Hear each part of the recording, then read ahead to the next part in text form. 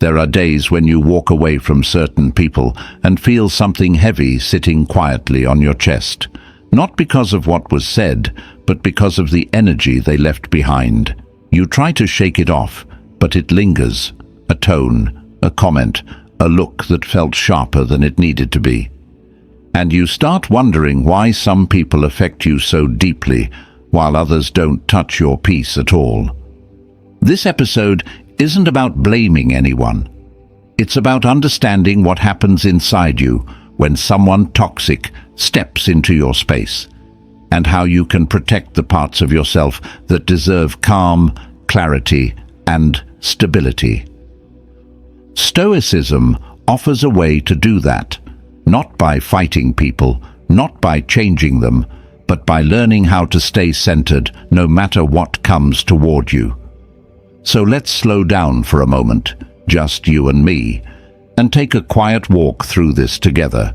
No pressure, no expectations, just a clearer way to see yourself, and a clearer way to see the people who try to pull you away from your own peace. Let's begin.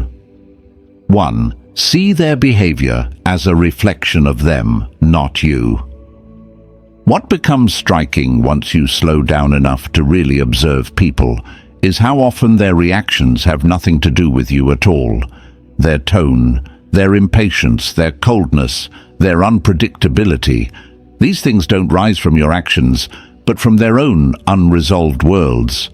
Yet for years, maybe without even realizing it, you've carried other people's emotional storms as if they were weather patterns you caused. You replay conversations, analyze their words, wonder what you could have said differently, all because their behavior felt personal. But the truth, the liberating, grounding truth, is that most of what people express is simply a reflection of the state they're in, not a statement about who you are. Think of someone who raises their voice at you unexpectedly. Your first instinct might be self-blame. Did I trigger something? But if you look deeper, you'll often find the frustration was already in them long before you arrived. You were just the nearest surface for their emotions to land on. And once you understand this, you begin separating your identity from their reactions. You stop letting their moods shape your self-worth. You recognize that someone who is drowning will splash water on everyone near them, not because you deserve it, but because that's what drowning people do. Stoicism teaches this clarity beautifully. It reminds you that your judgment of events, not the events themselves, determines how deeply they cut. When someone speaks harshly, the pain doesn't come from their words alone. It comes from believing those words are about you. But what if they aren't? What if that harshness is just the echo of a long internal struggle they never resolved? What if the criticism they throw at you is the same one they fight inside themselves every night? Suddenly, the emotional weight shifts away from your heart and returns to its rightful place, in theirs. You can see this clearly when you start noticing patterns. A person who criticizes everything eventually criticizes you, no matter how kind or careful you are. A person who avoids responsibility will blame you even for things outside your control. A person who lives with resentment will find a reason to feel wronged by you, even when you've done nothing. These patterns reveal more about their world than yours. And once you understand that, you stop absorbing their negativity the way a sponge absorbs water. You start becoming impermeable. Imagine going through your day with that shift fully alive in you. Someone gives you an irritated look, and instead of feeling small, you think, they must be carrying something heavy today.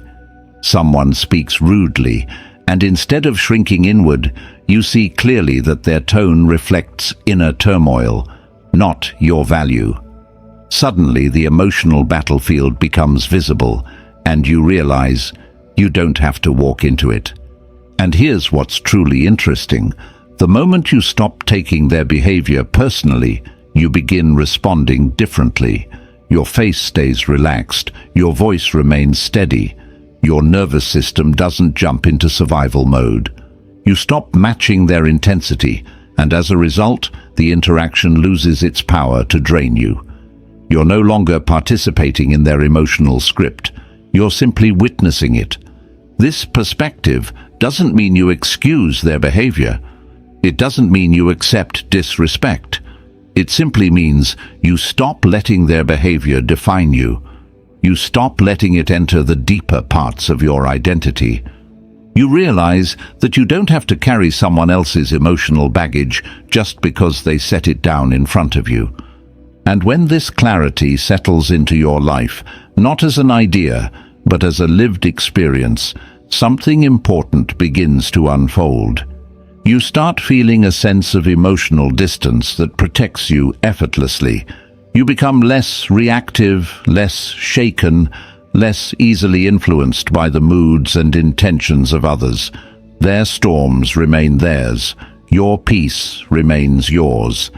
And that quiet shift naturally opens the door to something even more powerful, the ability to stay emotionally steady, even when someone is trying to pull you into their chaos. A skill the Stoics refined into an art, and one that forms the heart of the next insight. 2. Stay emotionally neutral, the Stoic shield. What often surprises people when they begin practicing emotional awareness is how quickly a situation can change the moment they choose not to react. Not because the other person suddenly becomes kind or reasonable, but because neutrality removes the fuel that toxic behavior depends on. Emotional neutrality is not coldness. It's not indifference. It's the quiet discipline of staying centered when someone is intentionally or unconsciously trying to pull you off balance. And if there is one thing toxic individuals rely on, it's your reaction. They thrive on emotional responses. They need it to feel powerful, to feel justified, to feel in control. But the moment you remain neutral, almost effortlessly calm, the entire dynamic shifts. You've probably experienced this before without naming it. Someone raises their voice, expecting you to match their intensity. Someone criticizes you sharply, waiting for you to defend yourself. Someone throws a passive-aggressive comment, hoping you'll absorb the sting. And when you don't, when you breathe before speaking, when your tone stays even, when your face remains composed, their strategy falters. They don't know what to do with someone who doesn't emotionally submit. Stoic neutrality isn't about denying your feelings. It's about choosing the timing and expression of your response instead of letting it spill out impulsively. It's the difference between reacting and responding. A reaction is immediate, fueled by emotion. A response is deliberate, fueled by clarity. And clarity only comes when your nervous system is steady enough to think rather than to fight. Consider how many arguments in your life escalated because both sides were reacting instead of observing. Toxic people count on this escalation. It gives them leverage, gives them an emotional advantage, makes them feel they've pulled you into their world. But neutrality keeps you in your own world. It creates a psychological buffer that protects your peace, your dignity, and your ability to see the situation without distortion. One of the simplest ways to practice emotional neutrality is through pausing. That small pause, even half a second, interrupts the automatic emotional cycle. It gives your mind space to evaluate what's really happening. Is this about me? Is this worth my energy? Is there any benefit to matching their tone? Most of the time, the answer is no, and when you realize that, the urgency to engage dissolves. You find yourself speaking more slowly, choosing words more intentionally, refusing to match the emotional chaos coming toward you. Your body relaxes even while the other person remains tense. Your mind stays clear, even while theirs is clouded. And slowly, almost quietly, the dynamic shifts in your favor. Toxic individuals often become frustrated when they can't provoke you. They rely on emotional disruption to feel dominant or validated. When you remain neutral, they lose their anchor. Their words begin to feel hollow. Their attempts at manipulation become transparent, and the emotional control they once had over you disappears. They may even escalate briefly, searching for some reaction to cling to. But if you hold your center, their escalation eventually collapses under its own weight. Neutrality doesn't mean you tolerate mistreatment. It simply means you refuse to engage in emotional warfare. You respond from a place of strength, not from woundedness. You choose your battles based on principle, not impulse. And, ironically, the more neutral you become, the clearer your boundaries grow, because you're no longer blinded by emotional reactivity. Another benefit of neutrality is the clarity it gives you about who someone really is. When your emotions are quiet, your perception sharpens. You begin noticing subtleties, tone shifts, contradictions, patterns of behavior. You see the insecurity behind the aggression, the fear behind the arrogance, the chaos behind the cruelty. Not to excuse them, but to understand what you're truly dealing with. And that understanding leads to a profound shift. You stop participating in pointless battles. You stop defending yourself against accusations that aren't grounded in truth. You stop wasting time trying to convince someone who isn't listening. Instead, you conserve your energy for things that matter, for conversations grounded in respect, for relationships built on reciprocity, for interactions that uplift rather than deplete. And once neutrality becomes part of your emotional identity, you naturally begin to see the next layer of wisdom.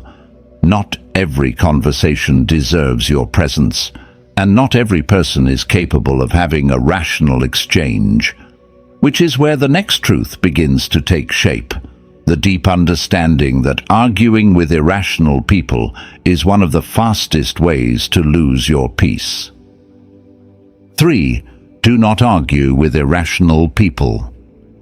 There's a certain fatigue that settles into you when you try to reason with someone who isn't rooted in reason at all. It's not the fatigue of conversation. It's the fatigue of trying to hold on to clarity while the other person twists every word, bends every truth, and shifts the goalposts so many times that you eventually lose sight of what you were defending in the first place. And this is where Stoicism offers one of its most practical teachings. You do not owe your energy to battles that cannot be won, because the other person isn't fighting for truth. They're fighting for dominance, control, or emotional release. You've probably noticed how these interactions feel in your body. Your heart rate rises, your chest tightens, your thoughts begin racing. You start responding faster, with more emotion, as if you're trying to outrun the chaos of the conversation. But no matter how clearly you speak, no matter how calmly you try to explain, the irrational person doesn't hear you. Not because your words lack logic, but because their mind is not searching for logic. They are searching for emotional victory. They want the last word, the upper hand, the sense that they've pulled you into the emotional arena they control. But here's the shift that changes everything. You don't have to enter that arena. The moment you realize that arguing with someone who is committed to misunderstanding you is a form of self-betrayal, something inside you begins to settle. You stop explaining yourself to those who twist explanations. You stop clarifying your intentions to those who delight in misinterpreting them.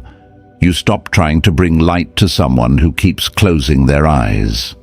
And when you refuse to argue, the dynamic collapses. Irrational people expect resistance. They thrive on it. They know how to escalate, how to spin things, how to use your reactions as evidence against you. but they are completely unprepared for someone who opts out, someone who remains calm, someone who simply says, "I'm not continuing this conversation," and means it. Someone who chooses their peace over the performance of debate. This isn't avoidance, it's wisdom. It's the realization that your energy is finite, and giving it to people who weaponize your words is a cost you no longer accept. It protects your dignity, your sanity, and your emotional balance. Every argument you refuse saves you hours of rumination later. Every conversation you step away from early prevents the emotional spiral that usually follows. There's another layer to this. When you stop arguing, you reveal the truth of the situation more clearly than any debate ever could. Your silence exposes their instability. Your calmness reveals the intensity of their chaos. Your refusal to engage forces them to confront their own behavior without the distraction of your reaction. It's a mirror they didn't expect to see. And something almost predictable happens with time. They lose interest. People who thrive on chaos crave emotional feedback. When they don't get it from you, when your neutrality becomes consistent, they eventually look elsewhere for the reaction they need. You become someone they cannot manipulate, cannot unsettle, cannot pull into conflict, and that is a quiet form of power. What's even more significant is how this discipline prepares you for something deeper. Once you stop giving your energy to irrational people, you naturally begin investing that same energy into understanding yourself. Your triggers, your boundaries, your emotional patterns. You have space to think, to reflect, to choose. And from that space comes the next insight, one that gives you even more control. Learning to shape your emotional responses intentionally, instead of letting them be shaped by someone else's behavior. 4. Control what you can. Your response. What no one tells you early in life is how much of your emotional suffering comes from trying to control the one thing you never truly can: how people choose to behave. You can be thoughtful, patient, respectful, and still find yourself face to face with someone who speaks carelessly or reacts irrationally. And for a long time, you may believe that if you could just explain yourself better, stay calmer, or try harder, the other person would meet you halfway. But the turning point, the one that shifts your entire relationship with conflict, is realizing that your power has never lived outside you. It has always been in the one thing you can shape with absolute mastery: your response. There's a quiet strength that begins to grow the moment you stop reacting automatically. When someone says something sharp, your old instinct might push you to defend yourself immediately, to fill the silence, to justify, to match their intensity. But imagine pausing instead, not to suppress your feelings, but to give them space to settle. That pause is where your freedom begins. In that space, you choose whether this person deserves an explanation, whether this moment requires your energy, whether your peace is worth more than winning a point in an argument that doesn't matter hours later. Stoic thinkers wrote about this constantly: the gap between what happens to you and what you choose to do next. Most people live as if that gap doesn't exist. They let others pull their emotional strings, let tone dictate tone, let disrespect dictate reaction. But the moment you recognize that gap, the moment you step into it consciously, the dynamic of your entire life changes. Because now you're no longer operating on instinct, you're operating on intention. And here's the surprising part. Controlling your response doesn't make you passive. It doesn't make you weak. It actually strengthens your position. When your voice stays steady, when your posture remains relaxed, when your breath stays slow while the other person rushes through their own emotions, you communicate something powerful without saying it outright. I am not under your control. I will not be shaped by your chaos. People feel that. They sense when they no longer have emotional access to you, and suddenly the weight of their behavior returns to them instead of settling on you. This is especially true with those who try to provoke you. Nothing confuses a toxic person more than someone who refuses to give them the emotional reaction they're reaching for. When your response is calm, measured, intentional, their strategy loses direction. They expect fire. They collide with stillness instead. They expect defensiveness. They meet clarity. They expect escalation. They find someone who refuses to stand in the flames with them. And here's where things deepen. Controlling your response isn't just about dealing with others. It's about reshaping your relationship with yourself. Every time you choose your reaction instead of giving it away, you reinforce to your own mind, "My peace belongs to me." You begin trusting yourself more. You begin believing in your own emotional stability. You stop seeing yourself as someone who gets dragged into conflict and start seeing yourself as someone who chooses how far they'll go. And something remarkable happens with time. Situations that once triggered you stop having the same impact. People who once intimidated you lose their power. Conversations that once left you drained now pass through you like wind instead of storms. You feel heavier in your presence and lighter in your reactions. You carry yourself differently, not with tension, but with a kind of groundedness that others notice even before you speak. And as this steadiness builds inside you, another truth starts to reveal itself, a truth that becomes the natural continuation of this journey. Because once you learn to choose your response, you begin to realize that sometimes the most powerful response is no response at all. The next insight grows from this recognition, the quiet art of using silence as a form of strength rather than surrender. 5. Use strategic silence. There are moments when speaking won't bring clarity, won't calm the situation, won't lead anyone toward understanding. In fact, there are moments when words only tighten the knot. And if you've ever found yourself explaining something for the 5th time, or defending yourself against a twisting, shifting argument, or trying to reason with someone who isn't actually listening, then you already know this truth. Not every moment deserves your voice. Some moments deserve your silence. Not the silence of fear or avoidance, but the silence of someone who refuses to participate in a conversation that harms their peace. Strategic silence is one of the most misunderstood forms of strength. People often imagine silence as withdrawal, defeat, or emotional shutdown. But the Stoics saw it differently. They saw silence as a form of presence, a calm refusal to be moved by someone else's chaos. When you choose silence intentionally, you aren't retreating. You are staying exactly where you stand, without being dragged into someone else's emotional storm. Think of a time when someone tried to provoke you. Maybe they spoke over you. Maybe they mocked something important to you. Maybe they brought up an old wound just to see how you would react. The instinctive response might be to jump in, defend yourself, or correct their version of events. But imagine, just for a moment, that instead of reacting, you simply stay quiet. You look at them, you breathe, and you let the weight of their words hang in the air without touching you. It's strange how silence can unsettle someone far more than anger ever could. Toxic people depend on your reaction.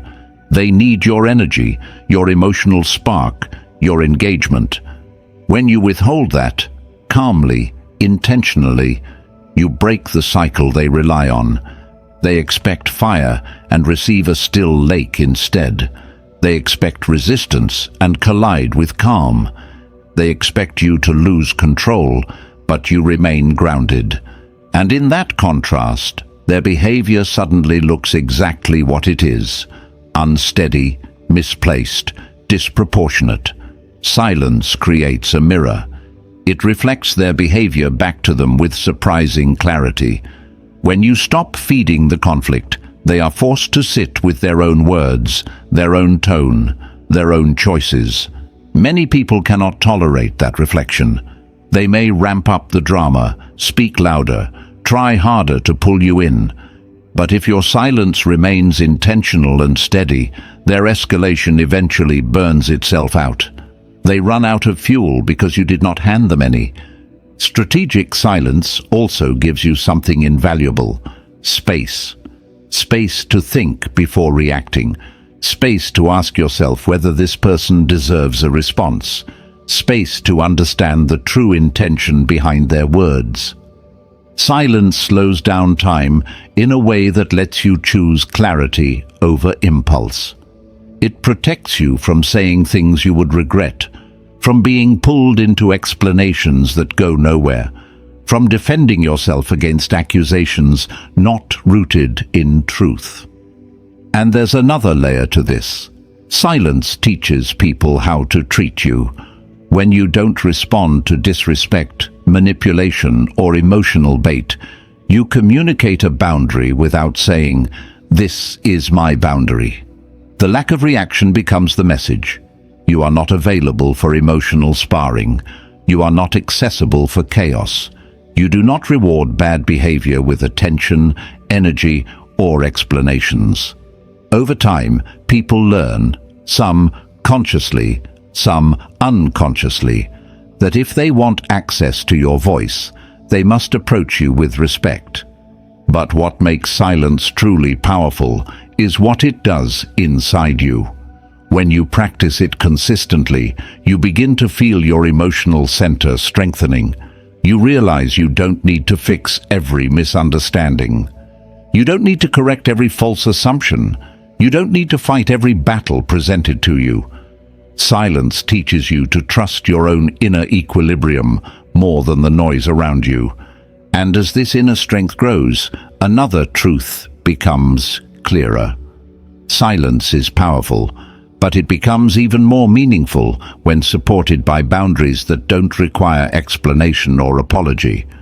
Because sooner or later you'll realize that staying silent is only one part of protecting your peace. The other part is choosing who gets close to you in the first place. A truth that begins to reveal itself in the next insight, where clarity becomes action and protection becomes something you no longer postpone. 6. Set boundaries without apology. What becomes clearer the more you deal with difficult people is that peace isn't something you stumble into. It's something you defend, and one of the most powerful ways you defend it is by learning to set boundaries without guilt, without over-explaining, and without apologizing for needing space, respect, or emotional safety. Many people hesitate to set boundaries because they fear being misunderstood, disliked, or labeled as selfish. But the reality is far simpler. People who benefit from your lack of boundaries are the only ones who get upset when you finally create them. A boundary is not a wall between you and others. It's a door that you choose when to open and when not to, depending on how the other person treats the space you share.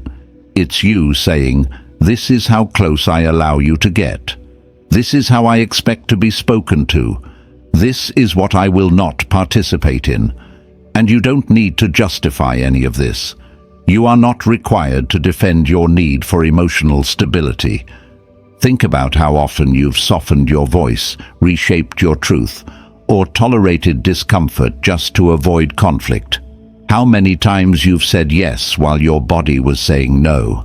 How often you've allowed someone to cross a line because you didn't want to seem too sensitive or difficult. Those moments accumulate. They chip away at your self-respect, one interaction at a time. Eventually, you start feeling small in situations where you once felt strong. But the moment you begin setting boundaries, calmly, clearly, consistently, something shifts. You stop abandoning yourself to keep others comfortable. You stop shrinking so others can feel bigger. You stop allowing your silence to be mistaken for acceptance. And what's interesting is that boundaries don't just protect you from others. They protect you from becoming the version of yourself that you no longer want to be.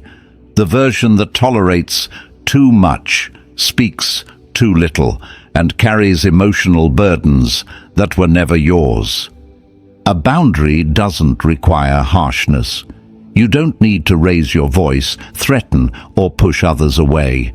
A boundary can be as simple as, "I won't continue this conversation in this tone. I'm not available for this right now. That doesn't work for me.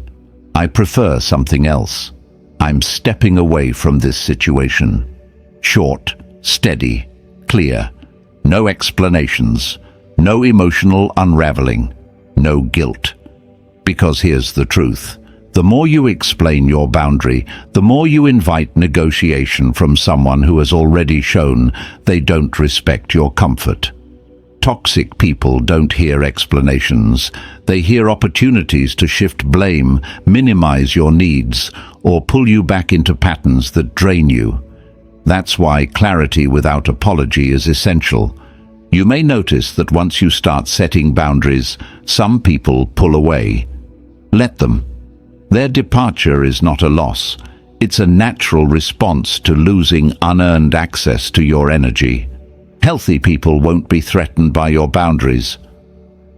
They'll be relieved by them. They'll know how to meet you halfway.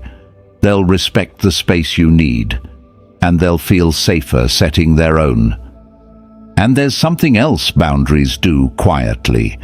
They reveal intentions. When you tell someone no, their reaction tells you everything about the relationship. If they respect your limit, they value you. If they push against it, they value what they get from you. That distinction alone can save you years of confusion. With time, setting boundaries becomes less about managing others and more about honoring yourself. You begin listening to your discomfort instead of suppressing it. You trust the signals your body gives you when something feels wrong. You stop asking for permission to protect your peace. You stop apologizing for needing space. And slowly, you become someone who stands firmly in their own presence. Someone who knows what they allow, what they reject, and what they refuse to carry.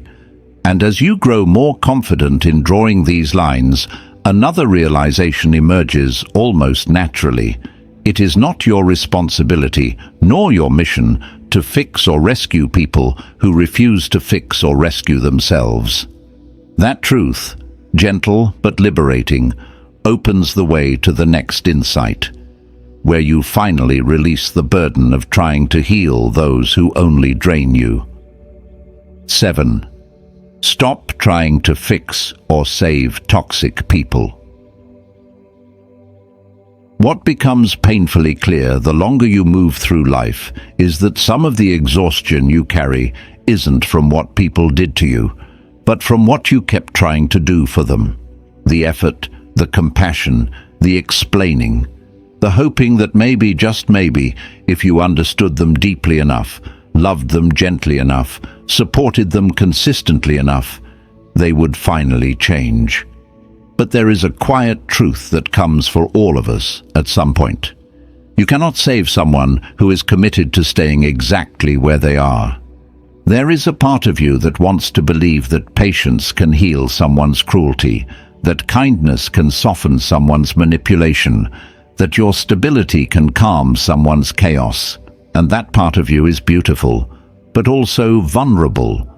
Because toxic people don't change when you give more. They change only when they decide to confront themselves. And many people simply aren't ready for that confrontation. They aren't ready to acknowledge their patterns, their wounds, their responsibility. So instead, they cling to the comfort of repeating what they know, even if it hurts everyone around them. And when you stay too close for too long, you begin absorbing the weight of battles that aren't yours. You start feeling responsible for their moods, their reactions, their unhappiness. You start checking yourself constantly, adjusting your behavior, trying to prevent the next eruption.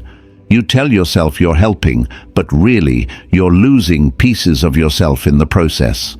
There is a moment, and you may have lived this, when you realize you've become the emotional anchor for someone who refuses to steady themselves. You listen to their complaints, their anger, their endless drama, hoping your presence will ground them. But nothing changes, because toxic people don't want grounding. They want attention. They want validation. They want to keep pouring the same story into your hands over and over without ever lifting themselves out of it. And the tragedy is that the more you give, the more they take. The more you try to help, the more they depend on being helpless. The more you try to bring clarity, the more they create confusion. Helping becomes enabling. Caring becomes self-neglect. Compassion becomes self-harm. But here's the shift that frees you. You are not responsible for someone's refusal to grow.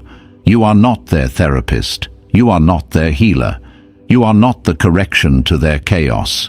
You are a person with your own life, your own emotional limits, your own peace to protect. When you stop trying to fix toxic people, you're not abandoning them. You're simply releasing the illusion that you ever had the power to change them in the first place. You return responsibility to where it belongs, their hands. And the moment you do, something inside you feels lighter. The constant emotional tension dissolves.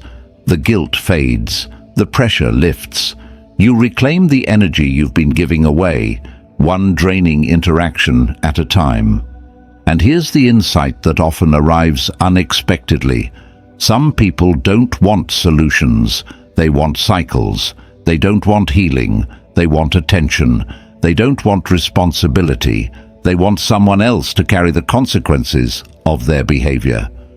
Once you understand this, you begin stepping back without anger. You begin saying no without guilt. You begin recognizing that helping someone who refuses to help themselves is not empathy, it is self-abandonment. And something else becomes possible: clarity. You begin to see where your effort ends and their choices begin. You start valuing your time, your energy, your emotional bandwidth. You realize that your life can expand the moment you stop shrinking yourself to accommodate someone else's dysfunction. And with that clarity, a new kind of strength begins to surface. The strength to reduce access without reducing kindness. Because you don't need to be cruel to detach. You don't need to attack to step away. Sometimes the most compassionate thing you can do for them and for yourself is to stop participating in the patterns that keep both of you stuck. And that realization naturally leads into the next understanding, that protecting your peace doesn't require shutting your heart, but simply choosing carefully who gets close enough to affect it. 8. Limit access, not kindness. There comes a point in your life when you realize that protecting your peace doesn't mean becoming hard or cold or distant. It doesn't mean shutting your heart or turning off your compassion. In fact, it means something much simpler, much quieter, and much wiser. You limit who has access to you. You limit how close certain people can get. You limit the parts of yourself you allow them to touch. And you do all of this without bitterness, without hostility, without trying to prove a point. You simply adjust the distance to match the reality of the person standing in front of you. It's a subtle shift, but it changes everything. You stop trying to make certain relationships deeper than they can realistically be. You stop giving vulnerable parts of yourself to people who handle them carelessly. You stop allowing someone's negativity, unpredictability, or emotional instability to seep into the spaces of your life that should remain calm. You still treat them with basic respect, with decency, with the kind of humanity you choose to live by, but you no longer grant them the inner access they once had. And this is important. Limiting access is not punishment, it's protection. You are not cutting someone off to hurt them. You are stepping back to stop hurting yourself. Many people misunderstand kindness.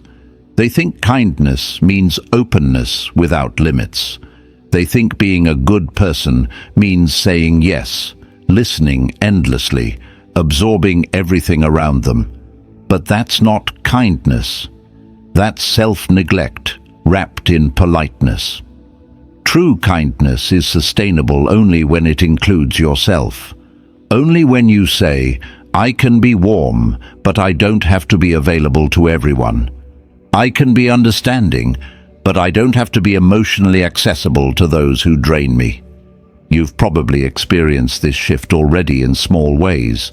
You respond more slowly to messages that once pulled you in immediately. You keep your conversation shorter with people who always leave you feeling tired. You stop explaining personal things to those who use your vulnerability as material for criticism or gossip.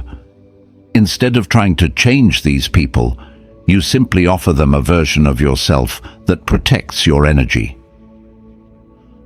A version that is polite, but not intimate. Present, but not exposed.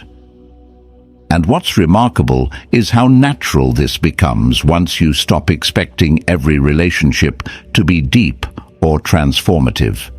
You begin to accept that different people deserve different distances. Some can sit with you in the quiet spaces of your life. Others belong at the edges. Some can share your thoughts, fears, and hopes.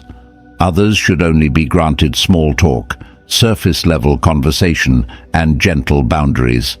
Not because you're superior, but because not everyone can be trusted with your interior world. A powerful shift happens when you embrace this truth. Access is earned, not given. Your time is valuable. Your emotional energy is finite. Your mind is not an open door for every passing storm. When you decide who gets close, who stays at arm's length, and who no longer belongs in your inner orbit, your life becomes calmer, lighter, more aligned. What's interesting is that the people who respect you will naturally adjust to this new distance without taking offense. They will understand that your boundaries are not walls, they're invitations to interact with clarity and respect. But the people who are benefiting from your lack of boundaries will notice the shift immediately. They may accuse you of being distant or cold. They may try to guilt you back into the old pattern. They may even test your limits. That reaction doesn't mean your adjustment is wrong. It means it was necessary.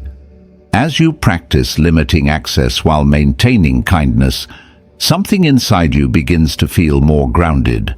You no longer carry the weight of trying to heal every person or fix every dynamic. You stop feeling responsible for how people interpret your distance. You stop bending yourself into shapes that fit someone else's comfort. You start honoring your own. And once this becomes part of your emotional rhythm, another realization begins to rise.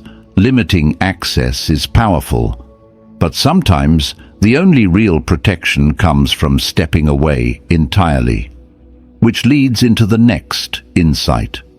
The ability to detach without resentment, to walk away when needed, and to reclaim your life without looking back. 9. Practice detachment and walk away when needed. There comes a moment, sometimes slowly, sometimes all at once, when you realize that staying is costing you more than leaving ever will. Not because you stopped caring, and not because you want to punish anyone, but because the version of you that keeps holding on is the version of you that keeps suffering. And this is where detachment becomes not an escape, but an evolution. A quiet, steady reclaiming of your life from situations and people who no longer align with who you're trying to become. Detachment doesn't mean you stop feeling. It doesn't mean you grow numb or indifferent. It means you stop gripping so tightly that your own hands begin to bleed. It means you stop tying your emotional well-being to the behavior of someone who has shown you repeatedly that they cannot meet you where you stand. It means you stop waiting for them to change, to apologize, to understand, to finally treat you with the softness you deserved from the beginning. There is a strength in walking away that no argument can match. It's the strength of saying, "My peace matters more than this pattern." It's the strength of letting the door close gently behind you without slamming it, without shouting, without trying to rewrite the past on your way out.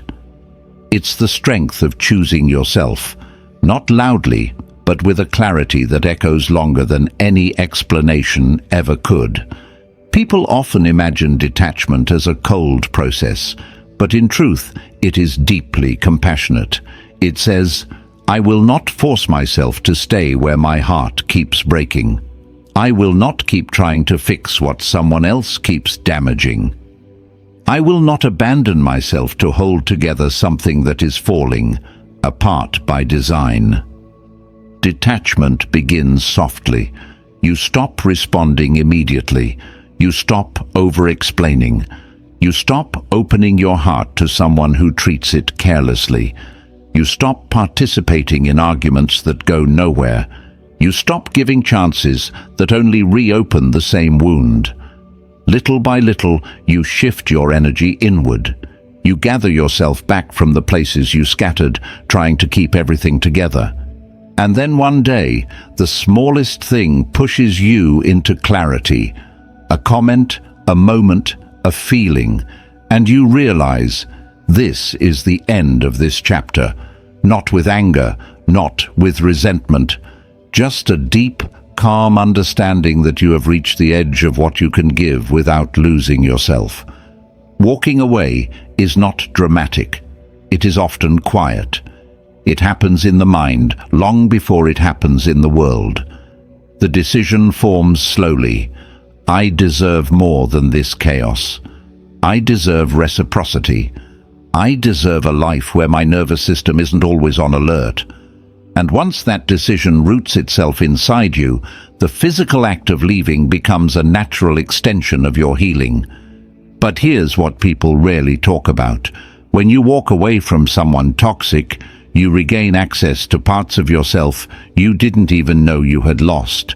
Your creativity returns, your sleep improves, your laughter becomes fuller, your thoughts feel clearer. You remember what peace feels like in your own body. You start rebuilding the inner world that the relationship or situation once made cloudy. Walking away doesn't just remove the person. It removes the version of you that tolerated what hurt you. And there's a quiet wisdom hidden inside detachment. You don't need to hate someone to walk away from them. You don't need a final fight. You don't need closure from their side. Sometimes the most mature exit is simply letting things go without burning bridges, without breaking anything, without turning your heart into stone. You just choose distance because distance is where your healing begins. And as you learn to walk away when needed, a final truth begins to rise. A truth that ties everything together. Because all these practices, seeing their behavior clearly, choosing neutrality, using silence, setting boundaries, limiting access, and detaching, ultimately lead to one central lesson. Your inner peace is not a luxury, it is your responsibility, and protecting it becomes the foundation of everything else. 10. Protect your inner peace as your highest duty. There comes a point in your growth where you begin to understand that peace is not something that appears out of nowhere. It is something you must choose, defend, and nurture every single day. And when you've lived through enough emotional storms caused by the wrong people, when you've tasted the exhaustion of carrying others' chaos, When you felt the slow erosion of your energy around those who drain you, a deeper truth rises. Your inner peace is not optional. It's essential. Protecting your peace is not about building walls. It's about building awareness. It's recognizing what your mind needs in order to function, what your heart needs in order to stay open, and what your energy needs in order to stay alive instead of depleted. It's understanding which conversations create clarity and which ones only create noise. It's knowing the difference between people who feed your nervous system with calm and those who keep it in a constant state of alertness. And here's something you learn the hard way. Toxic people are experts at making you doubt your right to peace. They tell you you're overreacting, too sensitive, too distant, too demanding, too quiet, too defensive, whatever label fits the moment. But their labels are nothing more than attempts to pull you back into a system where your peace is secondary to their comfort. The moment you begin valuing your peace more than their approval, the spell breaks. Their words lose weight. Their manipulation loses direction. Their chaos no longer penetrates your inner world the way it once did. Protecting your peace means choosing where your mind rests. It means leaving environments that make your body tense. It means saying no to conversations that always end the same way. It means stepping back from people who use your kindness as entry to take more than they give. It means understanding that distance is sometimes the most loving decision you can make, loving toward yourself.